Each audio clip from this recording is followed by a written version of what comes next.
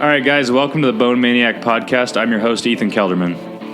And I'm the Maniac, and here, guys, we're going to bring you from field to audio our firsthand experiences, not only with our partners, but just everyday life that we're going to be doing out here hunting. Hey, guys, once again, we got the Maniac here, joined with Ethan, and we have the marketing director, Joe Coy. Now, Joe, you are the marketing director for not only Fourth Arrow, Final Rest, but also with WyndScent. Man, it's great to have you on today. Well, thanks for having me. I appreciate it. You betcha. Well, I tell you, man, I'm just going to jump right in and start talking about, you sent me out the new product, the Rabbit vaporizer, and I got a chance to use that out on some coyote hunts. We're going to have that footage up and coming here. And, for those that haven't been checking out the WyndScent and the vaporizer products, this new Predator line, I think that's a game changer. Yeah, no, we're really excited about it. I mean, we've had WyndScent out for about 5 years now, and we've seen it really take off. Just the whole idea of being able to vaporize your scent, versus just taking scent and putting it on a drag rag or putting it on, some tree bark or making a mock scrape, that type of thing. It's just, for us, it just seems so much more effective to be able to heat the scent up and vaporize it, because that vapor is not affected by gravity. It carries a long ways. But then, we had deer scents, we have had bear scents, we've had really good success with those, but we've had a lot of people over the last couple of years say, man, you guys really need something for predator hunting. That's where that rabbit scent came in. Just a great option to have. I mean, we all know that, whether it's a deer, a bear, or a coyote that you're hunting, their nose is so keen. So anything you can do to be able to fool their nose is really helpful. So we were pretty excited with that rabbit one. Mix that in with some distress calls, and that's like, your perfect combo. I agree 100%. And I've had, well, we're going to see it on some video, and I think it was just a combination. And I think what you just said is key is whenever you're hunting an animal in their bedroom, you have to be on your A game. So anything that you can bring to the table, how's the old saying go? You miss all the opportunities that you don't take, right? So exactly. I think adding that into your gearbox is definitely key. And you're right. You're all about filling their senses, and I think this is a great addition to the WyndScent product. And I'm looking forward to you guys bringing some more products out to the line of predator hunting, especially for us Western hunters. And hopefully I can be resourceful for you guys as well. Yeah. Hey, that's what we love people's feedback. We've had a lot of different feedback. Oh, we'd really like this scent, or we really like that one. We'd love to hear that and be able to kind of add to the lineup. So we have a kind of a good complete set of different scents available. We have a lot of different ones for whitetail. We're partnered with a lot of different scent companies for that. But yeah, there are some different ones, with the coyotes or that type of thing, where it's nice to be able to tap into that side of it. So. Well, I agree. And it's the same way with the curious mountain lion and being able to fool those guys. That's the thing that I've really been focusing in on the past couple of years. And, since we're going predator, I'm actually sitting out here in the mountains of West Virginia, picked up a new piece of property that I'm actually scouting for bear now. So having some different type of sense, for all these animals is key in my point. And not only that, but the point that I really like about the vaporized scents is, and I remember growing up and my dad's like, here, you it's your turn to have the drag line. or better yet, it's like, let me see the end of your boot. Yeah. And here you get the old, I remember him using the old Sure Kill, as in the orange squirt bottle, and he would squirt that stinking stuff on my feet, and my mom would be furious. Yeah, Yeah, exactly. You know, that's what I've loved about the WyndScent as well is it's mess free. You're not pouring stuff everywhere. You're not spraying stuff. You know, you're not getting a bunch of nasty scent all over your hands. You know, with our cartridge system, it's pre-filled, it's sealed off, and it's ready to go. So yeah, I definitely see where you're coming there. It is nice to not have to deal with all that smelly stuff and just be able to screw that cartridge right on your unit. And now I can even just walk away and push the button with the remote and start vaporizing scent. So yeah. Oh yeah, and that's key. I'm glad you brought that up because I'm able to fit that unit right beside my call. If I'm using not only my predator call for, I can use it for wolves, I can use it for lion and coyote. So Right. depending on what type of predator I'm hunting, I can, I usually have a distance that I like to keep away, and it's not uniform per animal. It's usually something different. That may be just my madness, but I don't know. But you have the range to remotely, pulse that vapor scent out there. I mean, from what I've witnessed, it's definitely. I'm definitely glad to be using the product. Put it that way. Yeah, good deal. Yeah, and that's the other thing too. Some people say, "Oh, that visible vapor, is that going to spook a deer if they come in real close to it?" And that's the nice thing with that remote. Once the animal's within range, where you can see the animal, that unit did its job. You put scent out there. It basically created a scent cone downwind of it. And, once you have that out there and you see some animals come in, you can just turn it right off. You don't need to waste any extra scent. It did its job. So yeah, totally. It is nice to be able to just control that and change your vaporizer modes between the 1 minute and 3 minute dispersal settings, or just turn it off right from your tree stand or from the ground. Oh, absolutely. And it's really, for those that think it's noisy. I could not hear it at the bottom of my tree stand. When I use it at the tree stand, I couldn't hear it. Although animals are, their hearing's a lot better than ours, but it's not like it's noisy, Right. Exactly. So those are good points. And, is it, do you have any new sense that you can maybe share, or you got something in the book? Might be fine. Yeah. So we are always trying to add some new stuff. One I think we're going to be partnering with another different scent company for this year. So I can't exactly say what it is yet, but should have another scent brand to kind of add to the lineup, which is exciting. But yeah, that's the other thing. We'd love to hear your guys' feedback. What would you guys like to see? We're always willing to test some stuff out and see if we can add something to the lineup for sure. Well, I think we need to have I don't want to say over there either, but I think you and I need to have a little bit of conversation, maybe behind closed doors, about some You're going to have, 20 different ones you're going to want?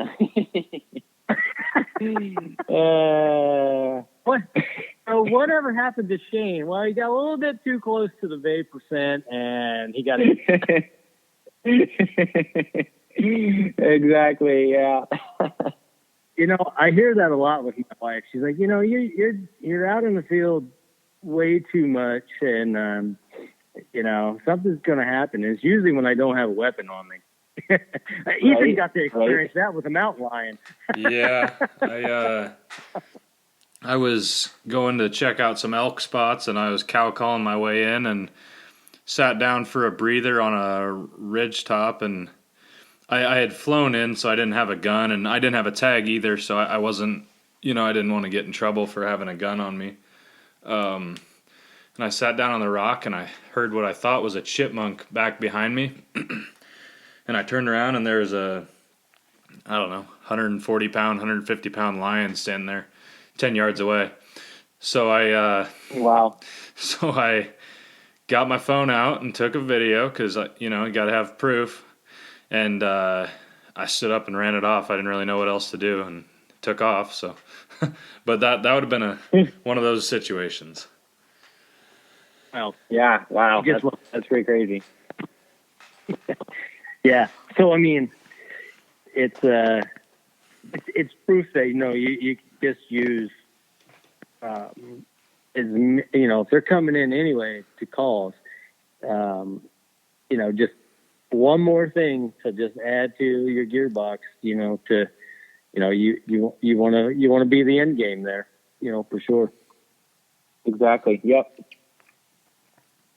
Well, that's exciting. I would like to see, some more scents out there, and I know there's always a process and stuff like that, and for the predator side, and a couple for the bear, it works, and bear is the only animal that I've ever hunted, and I've killed a boatload of them, and a lot of them I've just watched because I think they're one of the most comical animals that you could probably watch in the wild.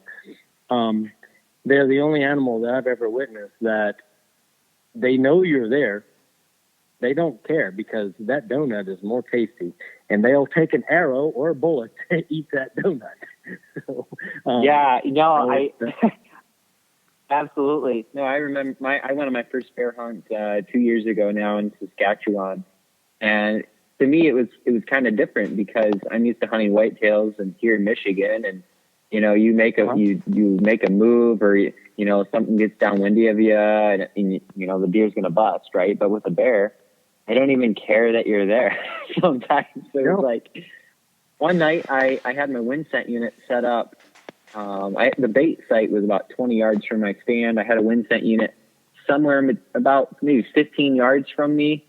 And I had a bear come put its nose on it, but I had this silly bear that just stayed there all night, and it wasn't quite caliber that I wanted to shoot. So then it was getting pretty dark and I wanted to get down, and that thing, I tried to scare it away, but I yelled at it and it looked up at me and it came right to the base of my tree, looked up at me like, "Oh, I didn't know you were there. How you doing, buddy?" And then went right back to the bait pile. I'm like, okay. So I ended up getting down and just walking out of there. But yeah, they love food and they don't care if you're there sometimes. So that donut shop was fantastic. No, they really don't. They really don't. If they're hungry, they're coming in to eat. It's just the way it is. Well, having said that, with the bear, on the bear topic, what's some of the well-established scents that you guys see that people are using, that you have on the market for everybody out there to try? Because, I've used it and I know it works. They, 8 times the strength of a bloodhound, So, right. Their noses are fairly keen. I've heard stories. Now I don't know the proof. I'm no biologist, and I don't know how well scientists, biologists can gear either. But I know that they can smell some scent by several miles away. Right. And right. Yeah. Absolutely. And that vapor scent, disperses a real concentrated scent. And I think you guys have the anise that's on the market. Yeah. What's some of the other targeted ones that that you're finding that people's really using with that vapor? Yeah. So on the bear side, it's really, the main one has been that donut shop scent, and it's really just a very sweet smell. It smells like a fresh baked donut. And they seem like they've come in on a string best with that one than any other bear one that we have. We've tried apple before. We've tried a few different other flavors, but that donut shop one, just in all of our experience, some of us usually go up to Canada every year to go bear hunting. So we've been doing it for quite a few years now as far as using the unit up there, but unfortunately with COVID that got canceled. But yeah, no, it's really been that donut shop one. And we used to do some stuff with Tim Wells with Relentless Pursuit, and he's a character if y'all have seen his content, but he used it on black bear up in and he speared a black bear up in Alaska using the WyndScent with the donut shop. But he tried the WyndScent with donut and some different things on grizzly bears, but grizzly bears are a little bit smarter. So he wanted like a fish scent for them, but that scent's a little bit harder to be able to mimic. But yeah, as far as black bear goes, that donut shop, just whether it's Alaska, Saskatchewan, or, you know, we even got guys here in Michigan and stuff, northern Michigan, UP hunting black bear. That just has seemed to be the best one for the black bears for sure. Yeah, and that has a mixture of sweet scents all combined into that, doesn't it? Right, exactly. Yep. Yeah. Yeah, and they do, and they you know, from my experience with baiting and stuff, you know, they love those sweets. And you know, especially this time of year, they're coming out of hibernation and you know, pretty much out west, and you know, depending on the snow amount and depending on, you know, how the weather holds, but you know, right around mid-April they'll start coming out, and you know, first thing they have to do is you know, acclimate with the grasses and get all their, you know, get the cycle through them with their grasses and things like that, and it's straight to sweets. You know, they love sweets, and you know, once they get the green system out, and they stay on that until, you know, berries, you know, the berry season, and then, you know, they do love the scent of drop calves, you know, from cow elk and things like that. So I mean, I think timing is a good thing about, you know, when to use, you know, for certain animals. Obviously, you know, there's scents work for you know, whatever the animal's doing, or in that lifetime or life cycle, so to speak, of that year, you know, or that month. So right, for sure. You know, with him, I mean, that's been my experience with bear, and I'm sure it has been with everyone else. You know, that's right. Of them. No, absolutely. You know, for that, it's definitely something that they just can't resist it. They just love sweets. That's for sure. I mean, that's for sure. That and oily things. Yeah. It's almost like the greasier peanut butter type deal. You know, they love it. You know, and yeah, exactly. So I guess Winnie the Pooh wasn't off when he was after honey all the time. So. Yeah. So, well, good deal. And I mean, and you know, I know you can't really say much for the predator side of some new products coming out, but I know I'm extremely excited to see what you guys have. And then on the deer side of things, you have, you know, obviously the estrus with them, and then the dopey, and then the buck scent as well. Anything new that you guys may be dabbling with, or just maybe a new company? You know, nothing that I can say too much specifically on that, but no, and then on the WyndScent side, on the white sale side too, there's going to be a couple of our own different ones we're going to be releasing this year. You know, we have our sanctuary scent, which a lot of us use it early season because it kind of mimics a bedding area smell. So it's a good scent to run as a cover scent in the early season before the rut kicks in. Well, this year, you know, there's always that transitional phase. You know, you go from rut to kind of just before the rut, and, you know, it's not full blown rut.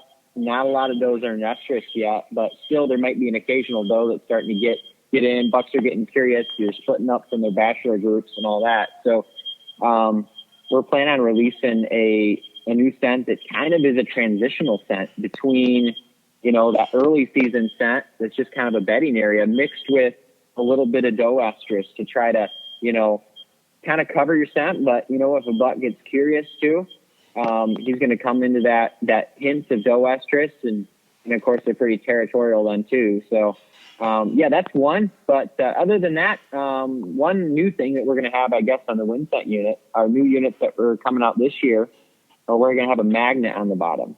So if you are using the unit as a cover scent up in the tree stand with you, you can just, snap it right down on your stand, and it can just stay there right up in your stand with you with that magnet. So yeah, that's kind of the new stuff for WyndScent for this year.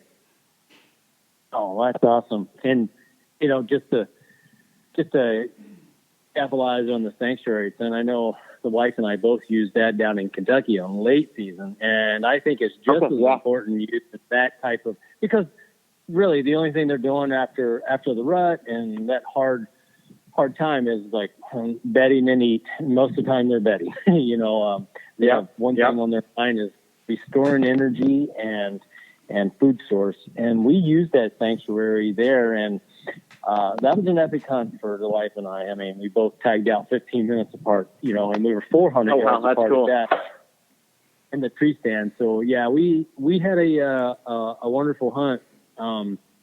And I actually, was running that unit, the first day, and she's like, "Give me that. I'm running this unit." So, that. That's good. Yeah, I've heard stories of that. What's that? Yeah, I've had different guys tell me, I was showing my buddy this at camp, and he wanted to steal it from me, Well, chances are you're probably going to have to get me another unit before deer season. Exactly. Because the wife is swearing by it right now. She's like, she's like, I just know it. That's why I killed it. So, yep. Very good. Yep. So, but that's awesome, man. I'm glad to see the scents, arise, and I love talking about the scents and the communication with animals because I don't think a lot of people rely on the scents. I run scrape lines year round on the deer that I'm hunting. I have some type of communication with that year round. Whether I have an old cape that I use I freeze it and I'm using an outlet seekers out because that's what I want to do. I want to help people out too. And I run the preorbital. I run that gland, the forehead. I mean, I use that. And I run those scents, and to get other animals, curious, or a specific animal, I want to see, what their personality's like and things like that. So, I mean, scents are good to use. And I think the key part is, and hopefully you'll agree, is knowing when to use them, because most people will just run them all. They're running the estrus at the wrong time. Yep. And it could cost you that buck. I mean, it really could. Or it could cost you, an animal, on certain things. So it's doing your diligence out there. Yeah, I definitely agree. Using the right scent at the right time for sure. And I think scents are all about just increasing your chances of success. It's not a magic wand. It's not going to lure in the 180-inch stream whitetail off of, Right. It's not just going to be magical. They're going to just magically appear, but it's all about increasing your chances of success. And, I can say with, all the time I've used WyndScent, it really has done that for sure. So, yeah. Mm-hmm. I agree. And it's same way with calling bulls, in elk season, or calling turkey is if he's with a hot cow or if he's with, a hen. If he's henned up, the old saying, if he's henned up, when you hear people say if he's henned up, it's really hard to call that beard off his head. It's really hard. Yep. Yep. Same way with so it's everything you can, although we're talking about turkeys, two different things here, is not related, just so everybody knows, we're not relating sense to turkey. Yes. Yes. You're going to get some messages here in a minute. Don't you know you don't use salt for turkeys?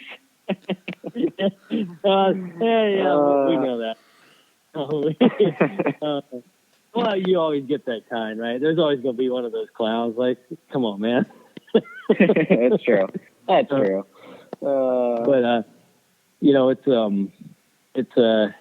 it's just about, increasing your chances. And I think that's with anything as a hunter, I like to put it out there is the more you hunt, the more you're outside, in the woods, in the forest, in the canyons, in the grasslands, wherever you are, the more you spend out there, studying, the animal and knowing what you're hunting, the more successful you're going to get. Yeah. I mean, it's not only from the sheer chance of, okay, if you be out there more, you're going to have more opportunities, but like you said, you're going to learn so much. And that's what I've seen. I just love going out and studying the animals and watching them. And like you said, with bears, when I went on the bear hunt, it was so fun to watch them. I think that's part of the challenge, figuring these animals out it's a fun challenge. It's fun. Oh, I agree. And, and one of the products that you're involved with that would help you have a successful shot is final rest. And man, the man of many hats here, but I want to touch base with the final rest there as well. And I know when you first sent that out to me, what's it been, a year ago? Somewhere around there. Yeah. Yep. Maybe 2 years, man. I don't know. It's been a while. Yeah, it's been 2 years. I was just trying to save myself another gray hair.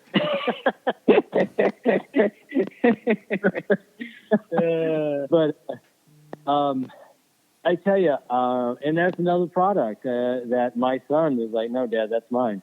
Because he used it a lot. And the final rest system, I use it too, especially for backpacking, because it is super durable, super lightweight, and is very packable. And I don't even know it's there.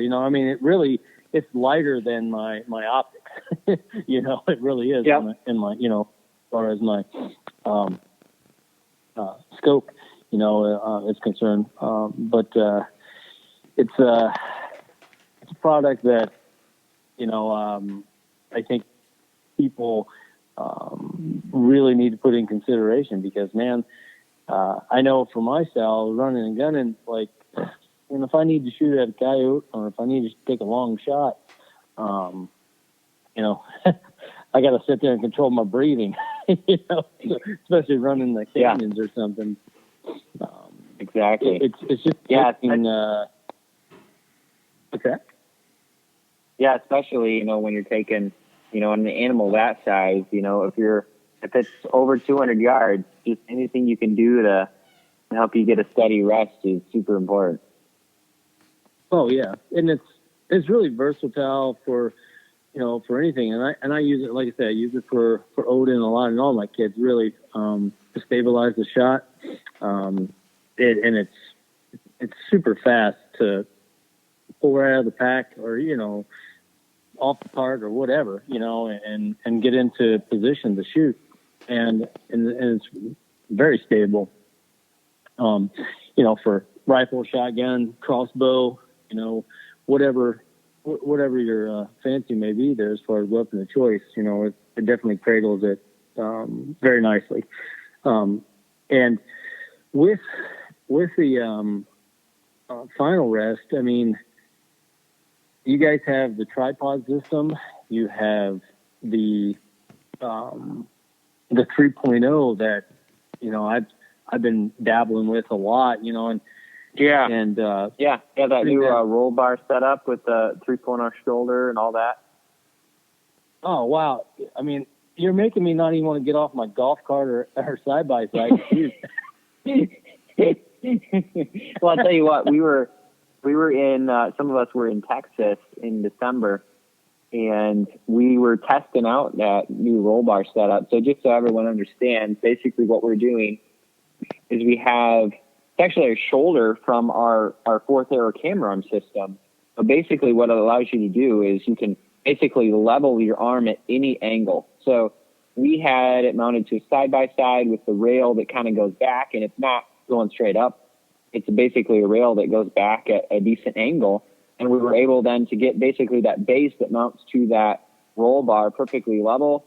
and then we had just our single arm coming off of that, and then we had either the platform or the single V, depending upon what we were doing, off of that arm. So basically, you have a super solid system coming off your roll bar that you have a lot of maneuverability with because you have an arm that it's all rotating on. So we used it in Texas, and we were actually chasing around a black buck, and we never actually did get it right then. We never had a great opportunity, but we ended up getting it later on from a blind. But yeah, it was just a really nice system. I mean, to be able to get that kind of steady shot, whether you're out there going after coyotes or hogs or anything like that.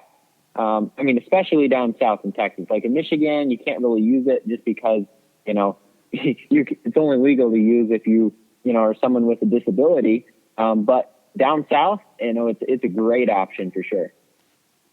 Well, especially on any of those ranches and, you know, coyote hunting and stuff like that. It is. And I mean, I've put it on my ATV, I put it on my side-by-side, and I've even hooked it up to my golf cart. I know I said golf cart. It's quiet.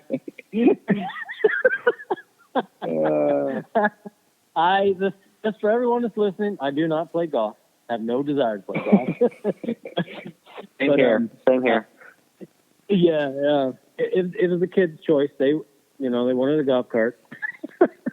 But I mean, it's nice to. I mean, it's quiet. I can maneuver around, you know, some flat land, you know, very quietly on the golf cart, and you know, and on the rail system. I mean, I put the Fourth Arrow, the 3-arm system, you know, okay, linked out. Triple arm.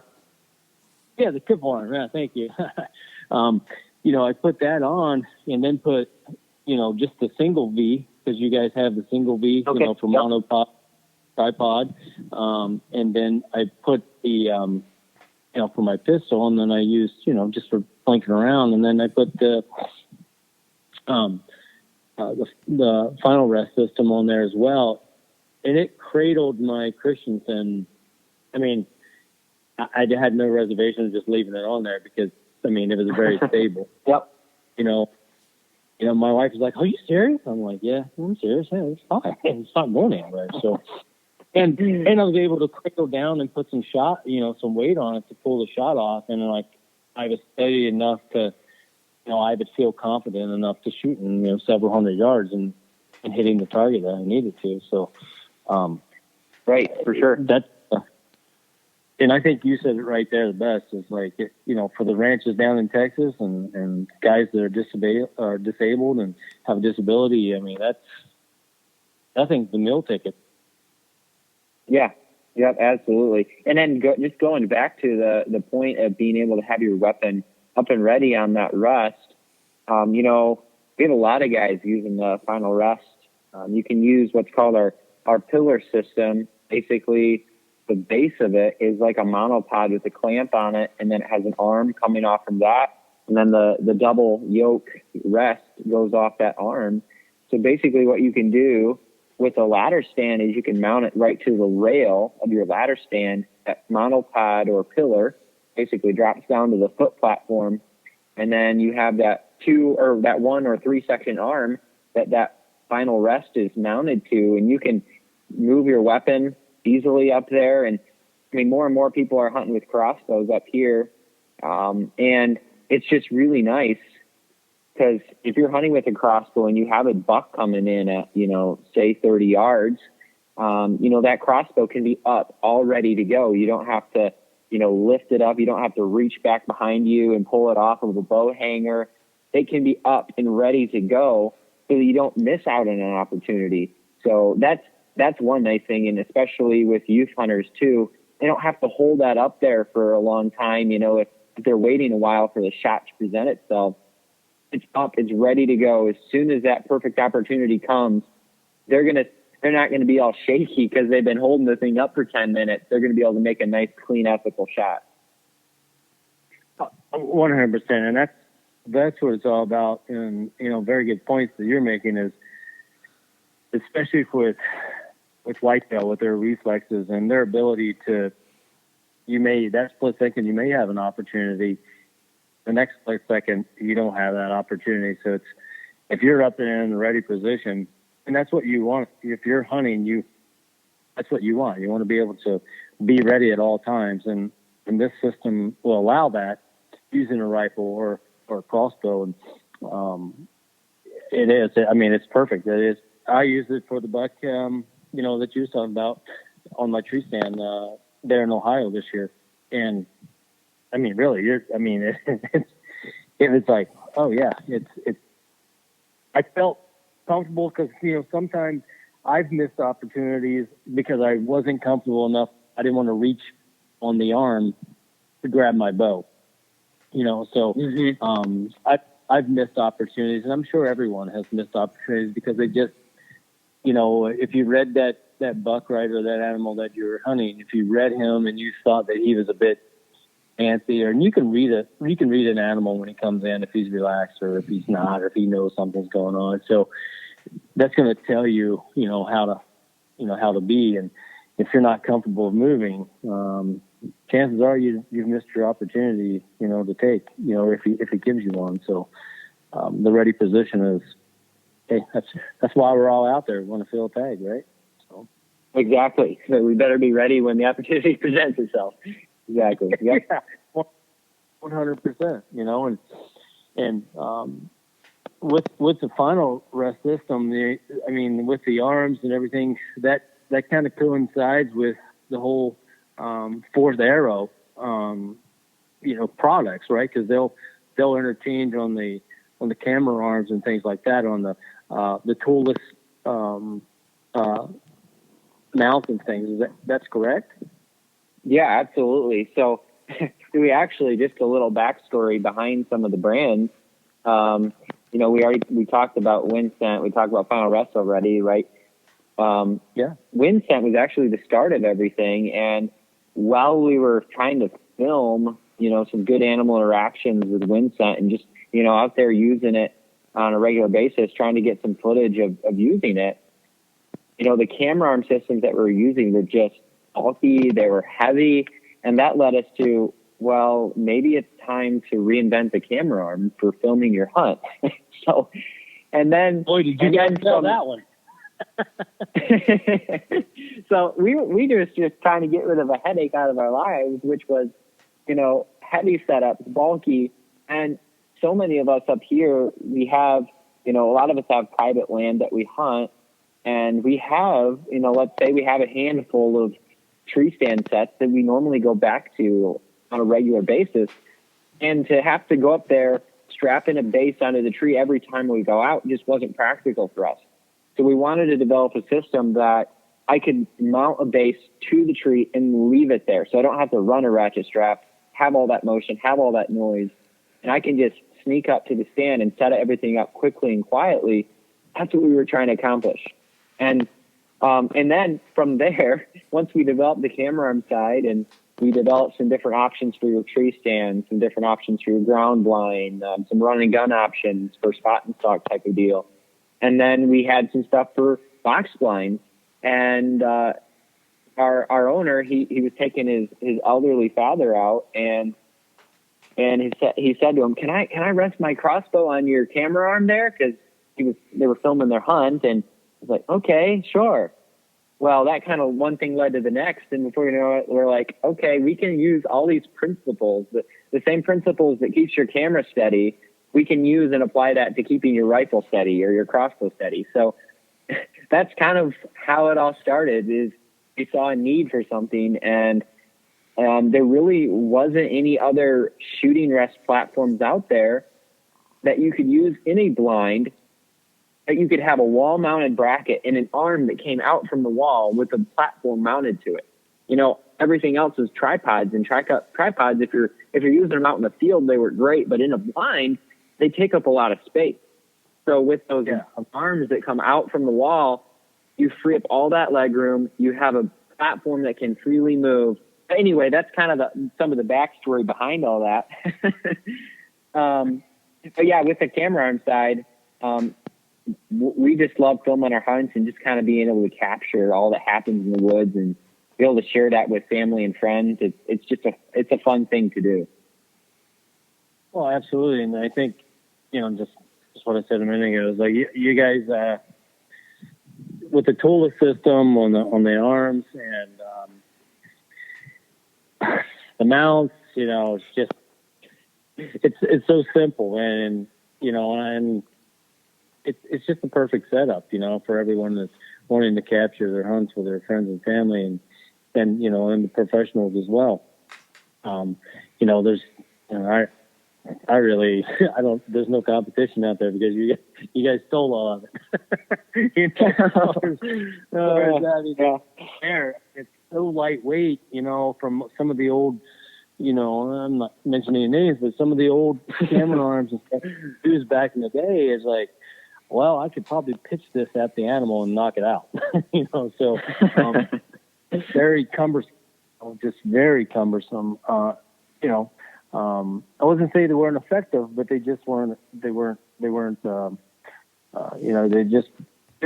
what you guys do. I'll just put it that way in layman's terms, but and I think that's the goal too. Just to be able to make filming your hunt as easy as possible. Because at the end of the day, you can go out to the woods without your camera and kill an animal, right? It's not something you have to have in your arsenal to do it. So we want to make it as easy as possible to be able to do, because I think once you start filming and once you start self-filming your hunts, it's just so fun to be able to capture that experience, capture, that moment of truth and your reaction afterwards. And I've filmed some of my younger brothers in the youth hunts, and just capturing their hunts is just so exciting to be able to go back and watch that. And the other thing too that's nice about filming your hunts is you can replay your shot. You can see where you hit the animal, so that's the other, huge benefit for me personally, especially archery hunting. Get a nice lighted knock, you can replay that footage frame by frame and see exactly where you hit that deer versus I think it was right behind the shoulder. I think it was right on. I don't think it was too high, that type of deal. Just being able to go back and look and say, yeah, I made a fantastic shot. We can go after him in 2 hours instead of tomorrow. Oh yeah, 100%. And that's the key point, I think, for any hunter is that what you just said. Once you start filming your hunts, I don't see me never wanting to not film my hunts after I got started. And it's very important. And it's very important to replay your shot, even if you think you made a marginal shot. It's all about the angles and, the way that deer moved when the arrow or the gun hit it or the bullet hit it. And, there's lots there that people can go back and check and know the story without, it could be make or break whether you find the animal or not. Yeah, and I definitely agree. And I know we've had scenarios like that where some of the guys around here, opening day of rifle season, really nice buck steps out at 300 yards. And they zoom in all the way with the camera and they take a shot. And, we had one this last year, really nice buck, and like, okay, was it a good hit or not? And to be able to review that footage was really helpful. And it did help us look, because we didn't find blood right away. And it helped us be able to find the animal eventually, because we knew that it had to be somewhere. It wasn't going to live from that shot. So definitely just being able to see that shot placement's key. Oh, 100%. And I think it's a very important tool to utilize, to do. And really, utilizing the camera, I think, it's made me a better hunter, utilizing the camera, because, I'm more cautious on my movement. I'm more cautious on making sure everything is as perfect in my mind as possible. So for me, I think utilizing the camera, no matter what I'm hunting, it's making me a better hunter, because I can go back, replay what I did wrong. I can see what the animal's doing. So in general, I mean, I don't want to go about the whole spiel of it, but being able to capture these moments with your all's tools has increased, just knowledge in general of what my game is and my career, in the hunting industry. Yeah, absolutely. Yep. And that's it's just as a father, you're able to, replay that with your kids. And Ethan, you're going to know all about that one of these days. One of these days. No time soon, though. Well, I had to wake you up over there, man. Yeah, you don't yeah. say anything. Well, hey, you guys are just taking it away. I'm just listening. Well, there's so much to talk about with sense and capturing the moment and being able, and I'm at the age now that, my kids are getting involved, and it's like, and Odin is like, that kid is a force to be reckoned with in the woods. So it's one of those things that I saw that video shooting that recurve. That was pretty impressive. Well, man, I tell you, that's the whole reason why I wanted to get my level 4 and 5 at, to teach, is because he's just natural at what he does, and he's a phenomenal shot, and he outshoots most of the guys that come over, but he's only 7, so it's like, I put a lot of time into him, but there again, we're capturing moments, utilizing the right products, Joe, I certainly appreciate chewing the fat, and I know you can't say much, but man, I'm super excited to, see what's new to come for WyndScent, Final Rest and Fourth Arrow, because you guys are always innovating over there, and I can remember the first time when I met WyndScent, and it was when you guys, I'm pretty sure it was 2016 at the ATA. That was your all's first year there. Is that right? Yeah, I believe so. Yeah, I believe that's correct. And Crazy Roger Raglan was there showcasing a lot of stuff. I love that guy. Jiminy Christmas. Oh my goodness. I tell you, man, growing up, I loved watching him, and I still do, because he just makes you laugh. And that's so all about. It's like, you guys are exactly. And well, that's, I just remember that, and I can't remember one of the guys' names. I still got the card somewhere, but you guys were giving away the grenades there, and with the WyndScent, and for wind checkers and things like that, and it's like, I remember I still got that original grenade. That's cool. I still use it. That's cool. Yeah, I still use it.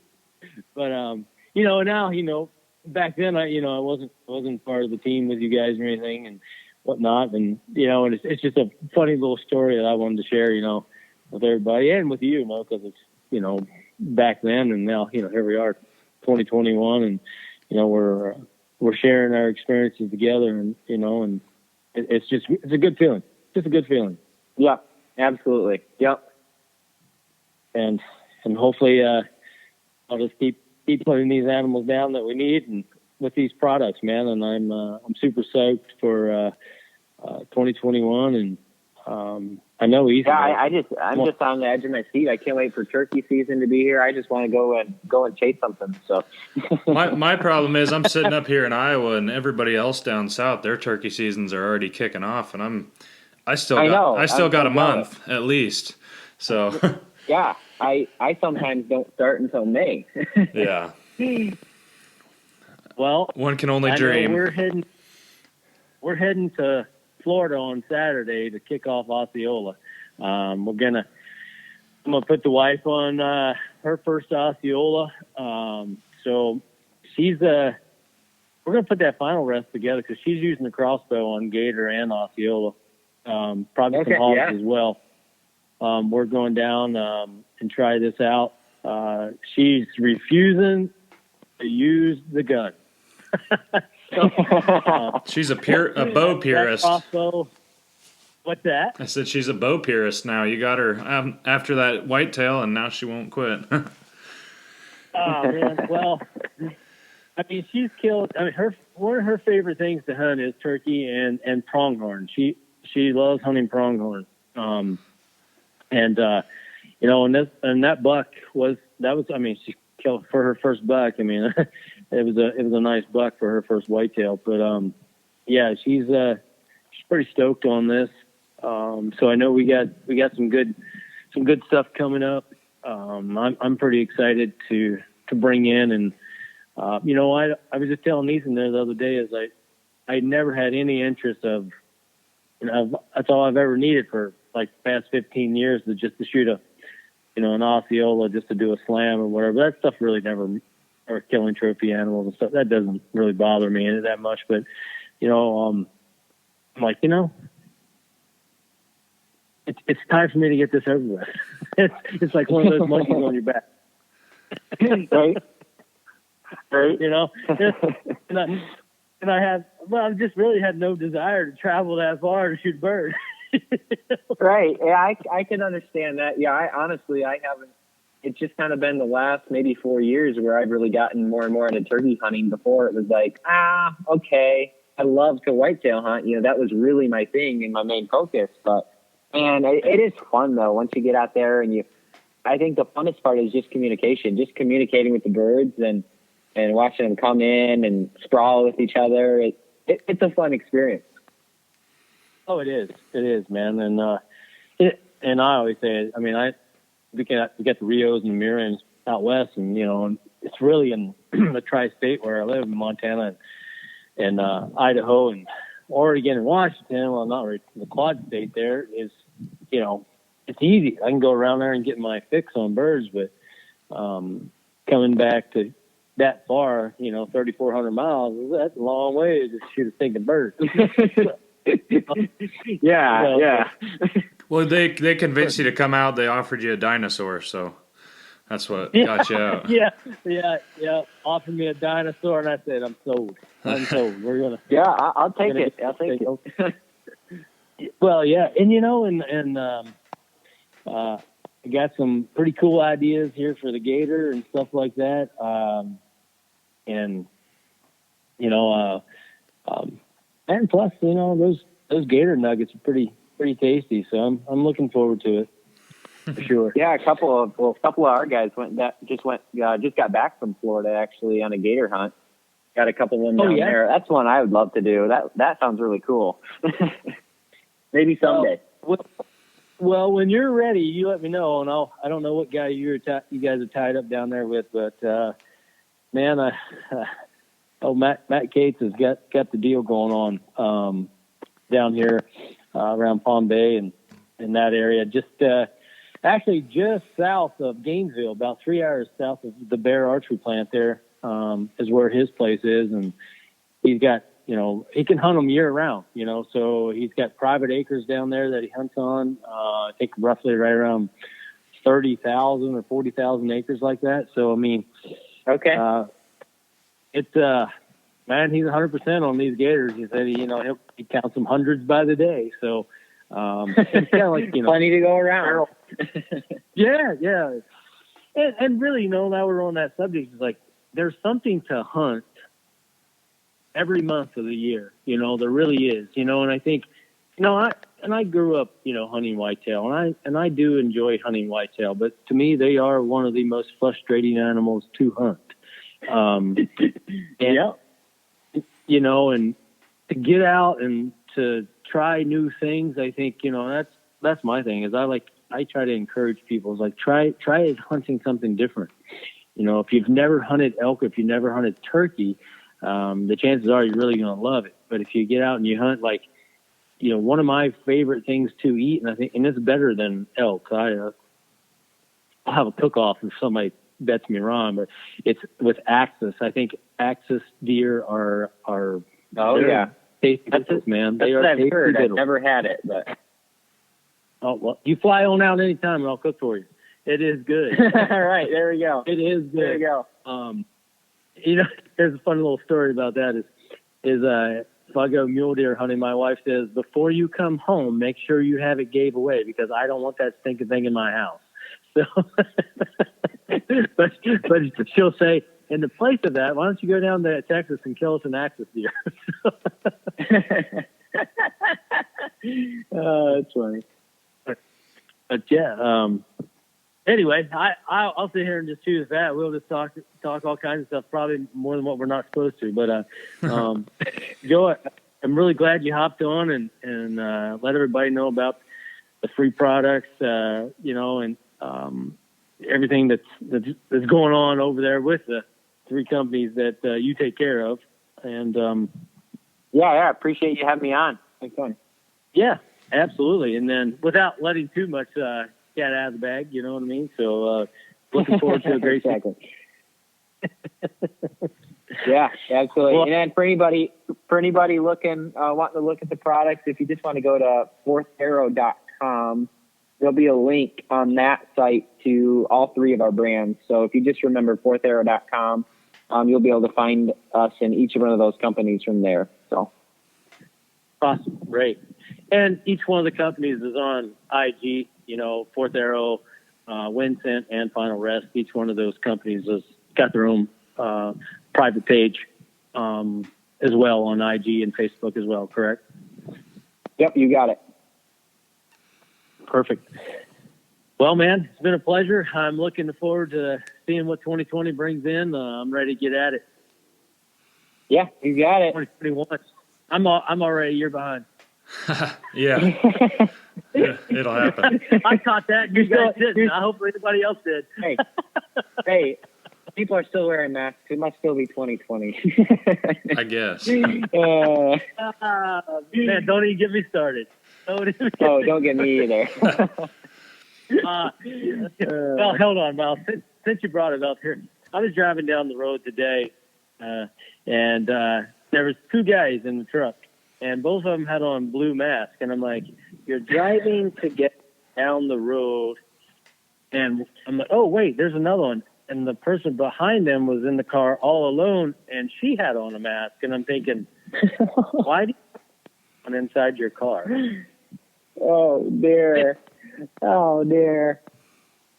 Yeah, I don't even like to wear it into the grocery store. No. Oh.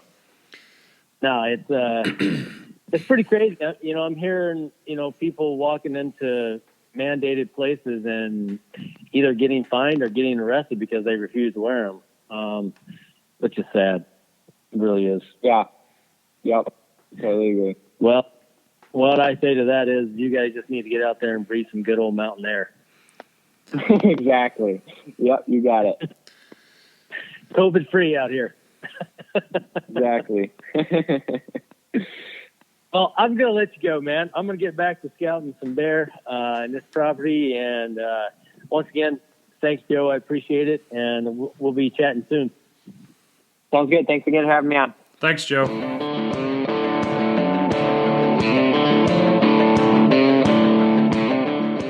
Hey, guys, you can find us over on social media on IG on Bone Maniacs. You can find us on Facebook, Bone Maniacs, bonemaniacs.com, and over on Waypoint TV and Taking Aim on Tuesday nights from 8 to 11.